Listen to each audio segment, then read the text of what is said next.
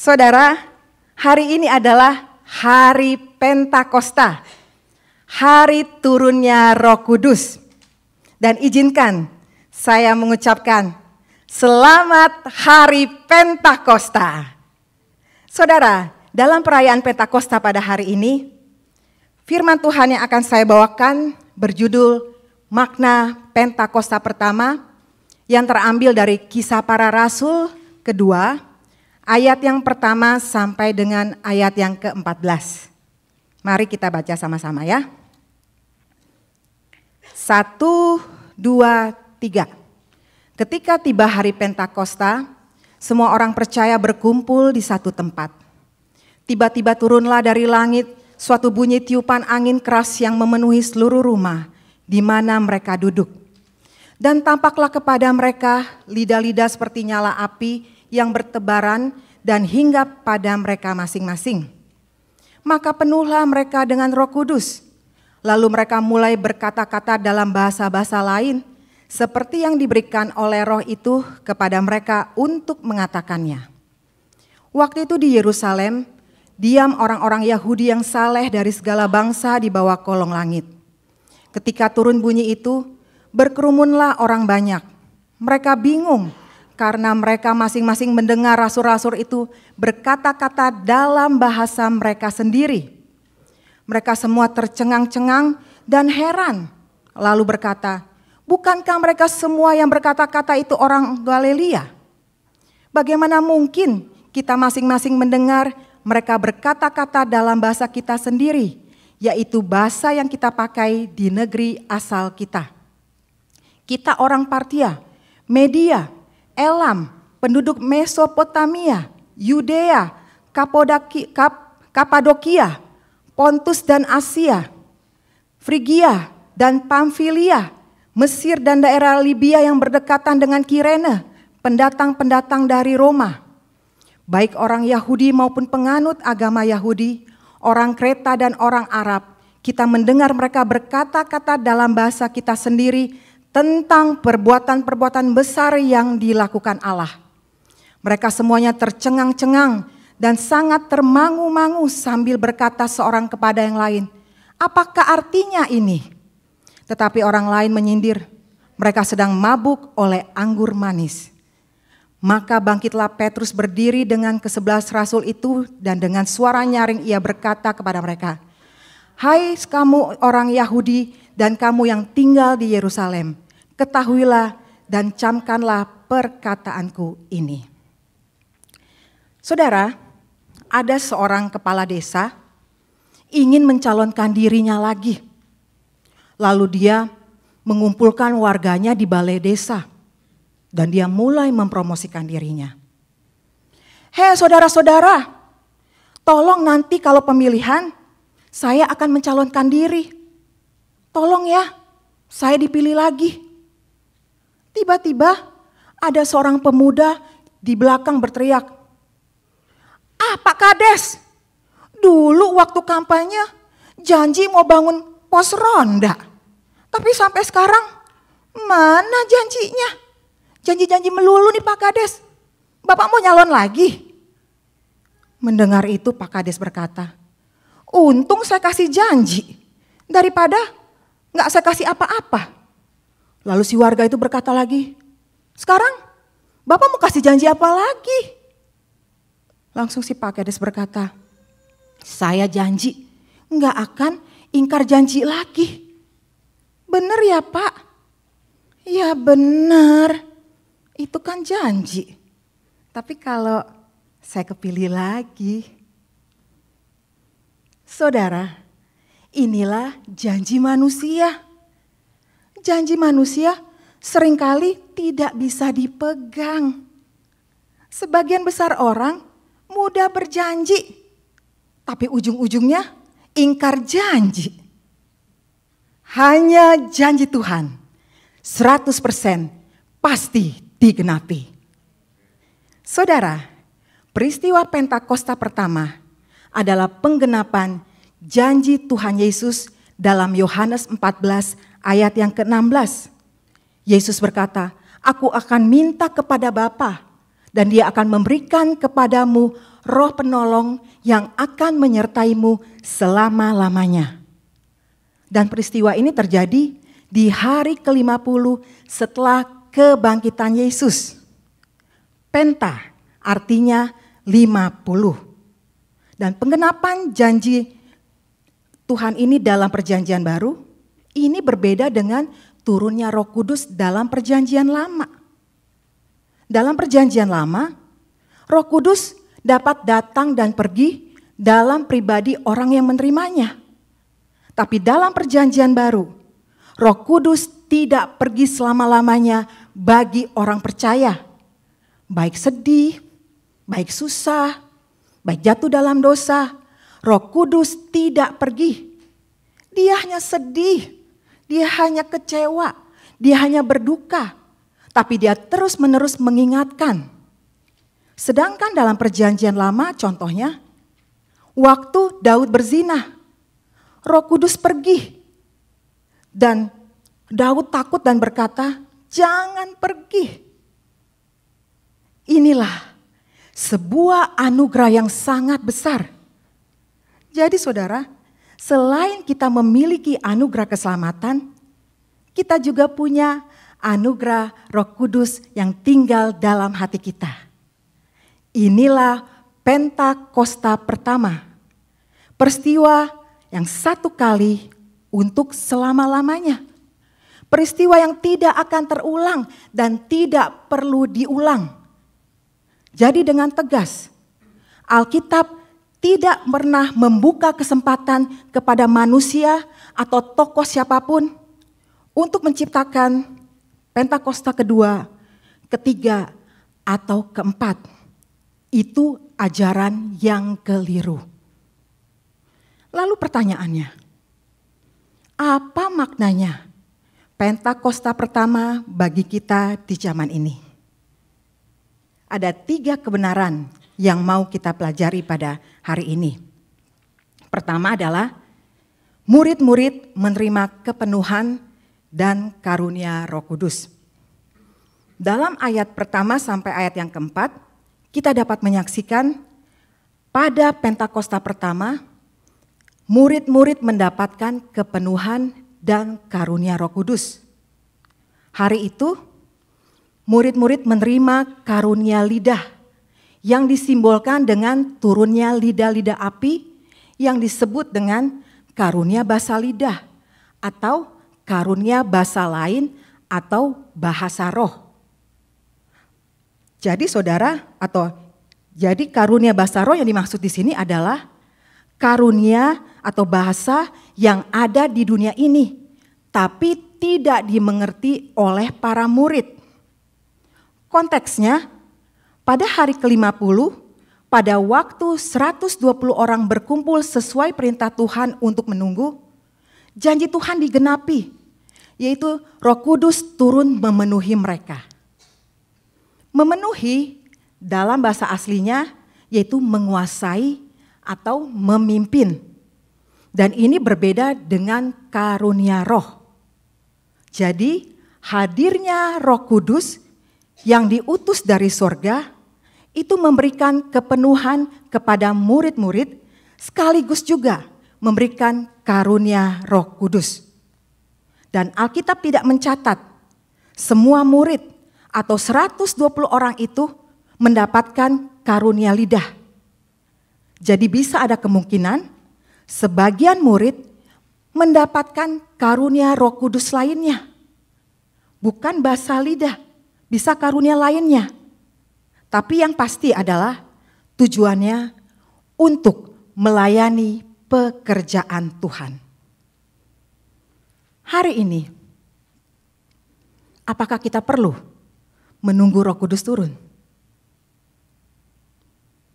Jelas tidak perlu, sebab sudah terjadi. Inaugurasi hadirnya Roh Kudus sekali untuk selama-lamanya. Seperti kematian, kebangkitan, dan kenaikan Yesus. Jadi kita nggak perlu menunggu. Yang perlu adalah kita menerima kepenuhan roh. Yaitu minta agar dipimpin oleh Roh Kudus. Minta untuk mendapatkan karunia roh. Bukan hanya karunia bahasa lidah, bisa karunia-karunia lainnya. Tapi yang pasti adalah tujuannya untuk melayani pekerjaan Tuhan. Permisi tanya, apakah saudara sudah mendapatkan Roh Kudus? Kalau belum, saudara perlu menerima Kristus. Maka Roh Kudus akan membaptis saudara ketika saudara percaya, dan Roh Kudus akan tinggal dalam diri saudara selama-lamanya. Dan kemudian serahkan hidup saudara untuk dipimpin Roh Kudus, dan saudara akan menerima karunia untuk melayani Tuhan. Dan bagi saudara yang sudah mengenal Kristus, apakah saudara sudah sungguh-sungguh menyerahkan seluruh aspek hidup saudara untuk dipimpin Roh Kudus? Ini yang disebut dengan kepenuhan roh. Bila iya, apakah saudara sudah mengenal karunia dalam diri saudara untuk melayani Tuhan?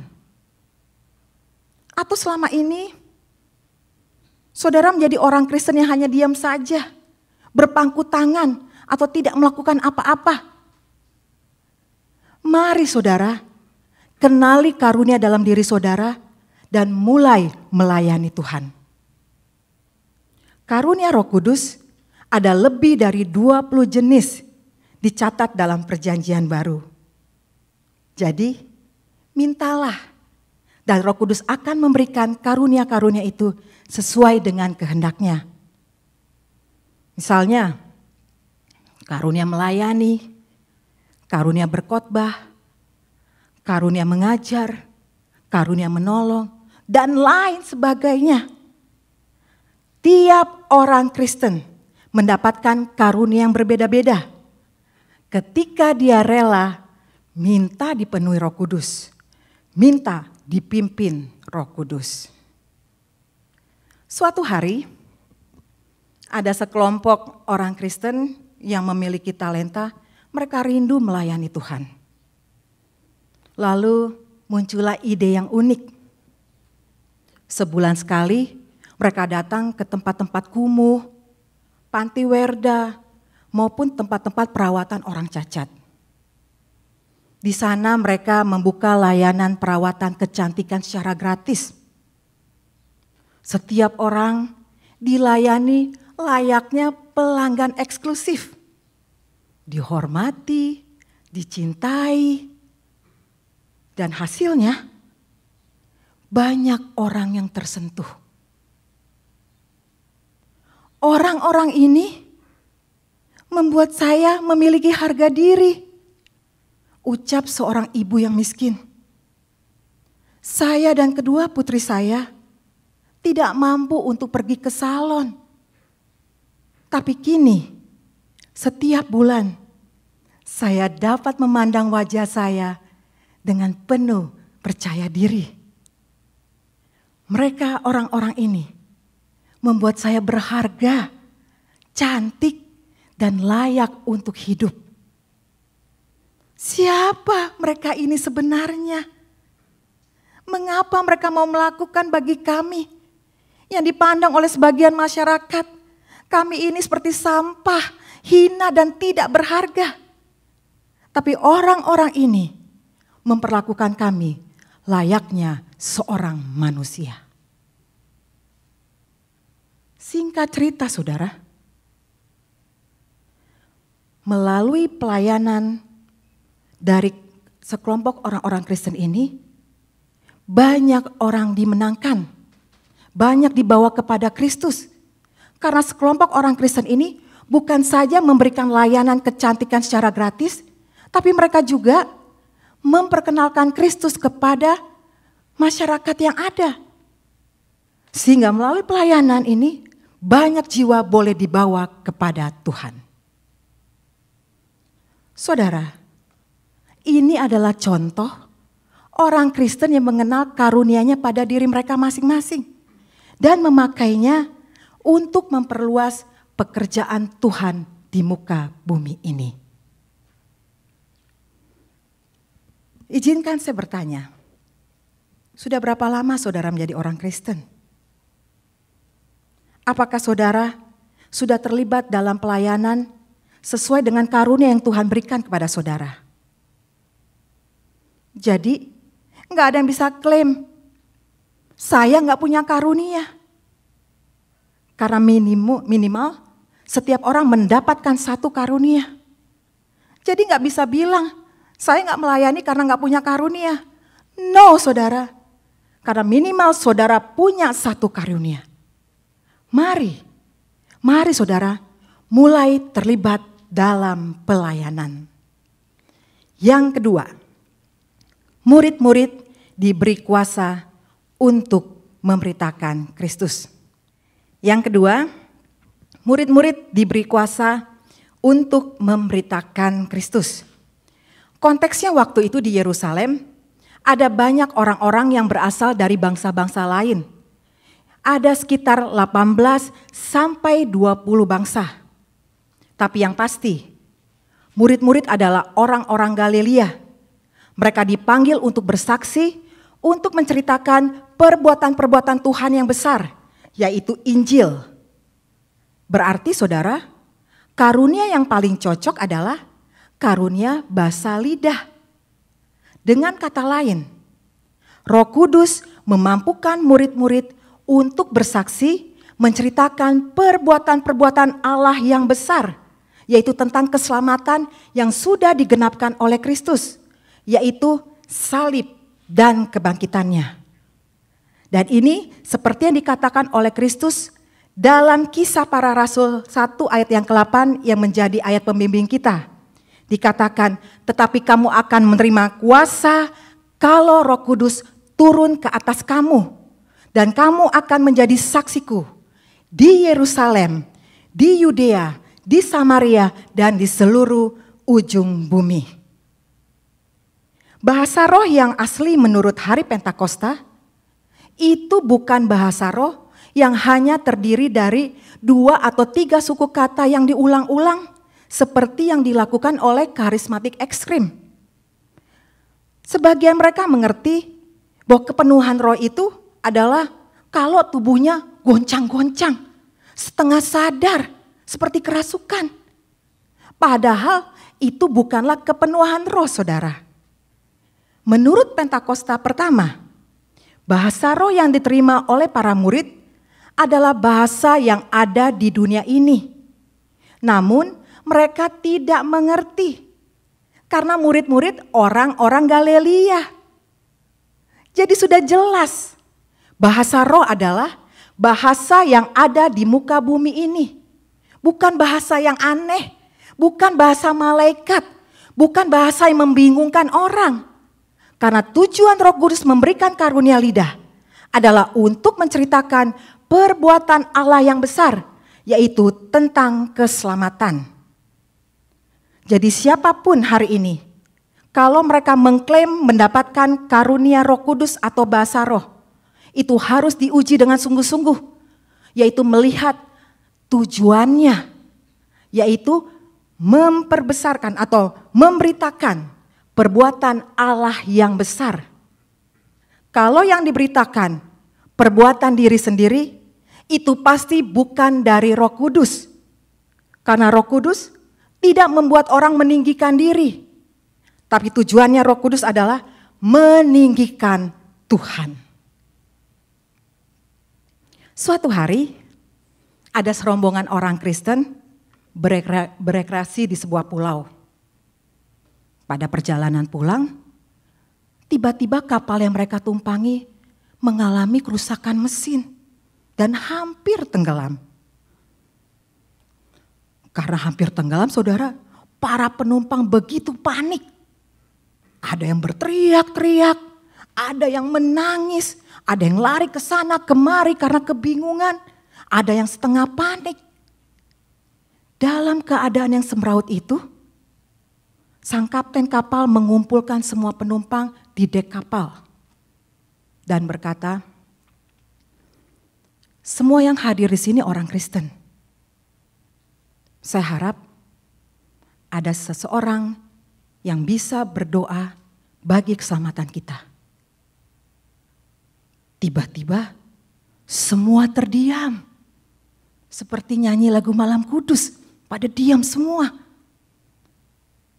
Dan mereka hanya saling berpandangan satu dengan yang lain. Berharap ada yang mau berdoa. Tapi semua diam. Lalu sang kapten berkata lagi, adakah yang mau berdoa? Semua menundukkan kepalanya. Tidak ada respon. Lalu sang kapten berkata lagi, kalau tidak ada yang mau berdoa, apakah ada yang mau memimpin pujian? Lalu datanglah seorang pemuda yang gagah. Oh, terima kasih. Apakah Anda mau berdoa atau memimpin pujian? Tanya sang kapten. Tiba-tiba si pemuda berkata, oh tidak Pak Kapten, saya tidak punya karunia itu. Saya hanya mau mengedarkan kantong persembahan. Saudara, kalau saudara ada di kapal itu, saudara berani enggak berdoa atau memimpin pujian? Atau kalau ada orang yang mau mati, saudara diminta maju ke depan untuk menolong. Bisa enggak? Saudara bersaksi tentang Tuhan, kemudian saudara berdoa untuk orang itu. Atau selama ini, saudara tidak punya keberanian. Saudara merasa tidak mampu. Saudara takut. Saudara tidak siap. Hari ini, sekali lagi saudara, minta Roh Kudus memenuhi dan memampukan saudara dengan kuasanya. Ingat saudara, kehadiran Roh Kudus akan melengkapi dan memampukan saudara. Pertanyaannya sekarang, apakah saudara rela hidup saudara dipakai oleh Tuhan? Apakah saudara rela hidup saudara dipenuhi oleh Roh Kudus? Apakah saudara rela saudara dipimpin atau diberikan karunia Roh Kudus dan dimampukan untuk melayani pekerjaan Tuhan? Selagi saudara masih bernafas, selagi masih ada kesempatan di dunia ini. Yang ketiga, murid-murid diberi kesadaran dan keberanian. Dalam ayat ke-13 saudara dikatakan, tetapi orang lain menyindir dan berkata, mereka sedang mabuk oleh anggur manis. Saudara, kepenuhan Roh itu atau turunnya Roh Kudus itu tidak membuat para murid mabuk atau tidak sadar, tapi sadar secara rasio, emosi, dan kehendak. Dan juga diberikan keberanian untuk memberitakan perbuatan-perbuatan Tuhan yang besar, yaitu tentang Kristus. Hal ini dapat kita lihat di ayat selanjutnya, yaitu ayat yang ke-14 memberitahukan, Petrus bangkit berdiri dan dia berkata, saudara-saudara, teman-teman saya ini gak mabuk. Mereka sadar secara rasio, emosi, dan kehendak. Lalu Petrus berkhotbah dengan penuh berapi-api. Sebuah kebangunan rohani terjadi. Petrus menjelaskan Kristus secara lengkap. Mulai dari perjanjian lama sampai perjanjian baru. Dan hari itu, puji Tuhan, ada 3.000 orang bertobat dan percaya kepada Tuhan Yesus. Jadi saudara, Roh Kudus tidak membuat manusia tidak sadar, tapi sadar 100%. Karena tujuannya untuk meninggikan Tuhan. Jadi kalau hari ini ada orang yang mengklaim mendapatkan kepenuhan roh, mendapatkan bahasa roh, tapi kayak orang setengah sadar, kayak orang kesurupan, kayak orang yang aneh-aneh, itu pasti bukan dari Roh Kudus. Bisa dari roh-roh lain. Roh jahat? Saya tidak tahu. Contohnya, gerakan Holy Laughter di Toronto. Mereka ketawa-ketawa kayak orang-orang kesurupan. Atau bahasa-bahasa roh yang aneh-aneh. Itu pasti bukan dari Roh Kudus. Selama ini, kalau saudara sungguh-sungguh mendapatkan Roh Kudus, saudara pasti akan memakai pikiran dengan waras. Perasaan dengan waras. Tujuan dengan waras. Yaitu untuk membesarkan Tuhan. Jadi orientasi hidup saudara adalah Kristus sentris. Bukannya egosentris atau benda sentris.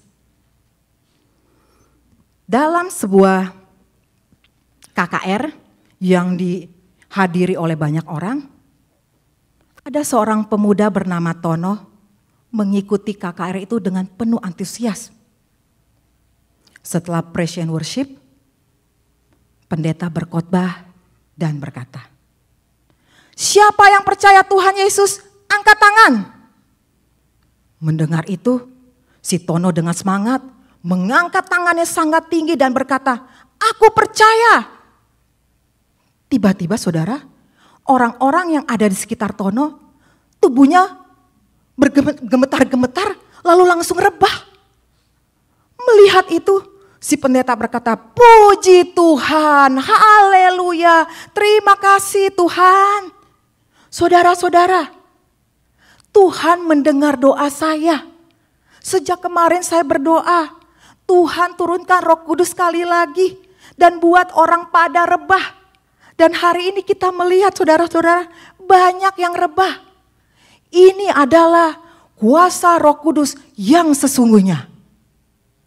Tiba-tiba seorang yang rebah bangun dan berkata, "Pak Pendeta, itu bukan kuasa Roh Kudus. Kami rebah karena gak tahan bau badannya si Tono. Bau badannya bikin kepala pusing." Kehadiran Roh Kudus tidak memberikan sesuatu yang aneh. Seperti pikirannya Pak Pendeta. Yang setengah sadar, yang mabuk-mabuk, yang rebah-rebah, yang ketawa-ketawa. Enggak usah macem-macem. Tapi yang sadar secara rasio, emosi, dan kehendak. Dan yang punya tujuan untuk meninggikan Kristus, membesarkan nama Kristus, memberitakan Kristus yang sudah mati, yang sudah bangkit, dan sudah naik ke sorga. Dan memusatkan hidupnya kepada Kristus. Selama ini, bagaimana relasi saudara dengan Roh Kudus? Apakah kehadirannya membuat saudara sadar secara rasio, emosi, dan kehendak? Kalau ya, apakah hidup saudara sudah fokus kepada Kristus? Atau hidup saudara masih fokus kepada hal-hal duniawi, hal-hal yang bersifat sementara, hal-hal yang sia-sia, seperti orang-orang dunia, bahkan lebih dari orang dunia, tidak punya tujuan yang kekal. Mari saudara, di hari Pentakosta ini, saya mengajak kita semua, sekali lagi, minta agar Roh Kudus memperbarui pikiran, perasaan, kemauan, dan tujuan hidup saudara untuk memakainya dengan sebaik-baiknya. Memberitakan Injil, membawa jiwa kepada Tuhan, melayani pekerjaan Tuhan, dan menghasilkan buah yang bernilai kekal. Saudara mau? Tidak kedengaran? Saudara mau? Oke, mari kita berdoa. Puji Tuhan. Tuhan, terima kasih untuk kebenaran firman-Mu yang kami pelajari pada hari ini. Terima kasih untuk kehadiran-Mu, Roh Kudus, yang tinggal menetap dalam diri kami, yang tidak pernah membiarkan kami sendiri, yang selalu menolong dan menuntun kami. Tolong kami Tuhan, dengan hadirnya Roh Kudus dalam hidup kami berani memberitakan Kristus pada dunia ini. Kami berani menjadi saksi-saksi Tuhan dimanapun Tuhan tempatkan. Dan jadikan hidup kami, hidup yang berbuah bagi Engkau, membawa jiwa padamu Tuhan, karena hidup kami boleh dipakai oleh Engkau. Terima kasih Bapa, kami serahkan hidup kami ke dalam tangan-Mu, dan biarlah kehadiran Roh Kudus menjadi kekuatan bagi kami untuk menjadikan kami sebagai saksi-Mu di muka bumi ini. Di dalam nama Tuhan Yesus kami berdoa dan mengucap syukur kepada Bapa di surga. Amin.